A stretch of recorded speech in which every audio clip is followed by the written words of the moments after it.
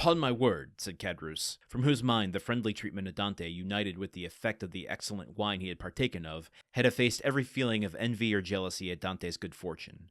"Upon my word, Dante is a downright good fellow, and when I see him sitting there beside his pretty wife that is soon to be, I cannot help thinking that it would have been a great pity to have served him that trick you were planning yesterday." "Oh, there was no harm meant," answered Danglars. "At first I certainly did feel somewhat uneasy as to what Fernand might be tempted to do. But when I saw how completely he had mastered his feelings, even so far as to become one of his rival's attendants, I knew that there was no further cause for apprehension." Caderousse looked full at Fernand. He was ghastly pale. "Certainly," continued Danglars, "the sacrifice was no trifling one when the beauty of the bride is concerned. Upon my soul, the future captain of mine is a lucky dog. Gad, I only wish he would let me take his place." "Shall we set forth?" asked the sweet silvery voice of Mercédès. 2 o'clock has just struck, and you know we are expected in a quarter of an hour." To be sure," cried Dante, eagerly quitting the table. "Let us go directly." And we're off to a wedding. 1 hour and counting, but here on this show, 1 hour, as we've seen, can last at least 2 weeks, if the last 2 chapters are any indication. Caderousse now is just becoming this like fulcrum between Danglars and Fernand.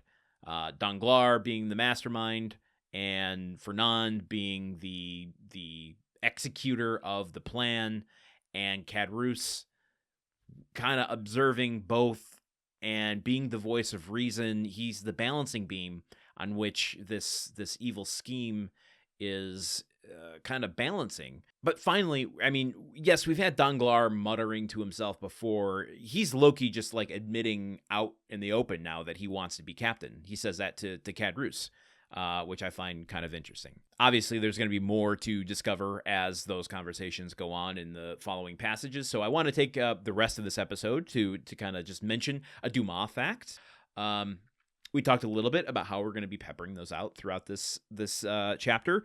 So this is a superficial one, and maybe not the second one I should be giving, but it caught my eye, and I thought, well, that's something worth mentioning. It could paint a certain lens in which to read his work. But apparently Dumas was a member of the Club des Hachishans, which was basically a monthly meeting of a group of artists, mainly, to take hashish in a hotel in Paris and kind of explore the psychedelic effects that it could have on thinking and artistry and that sort of stuff.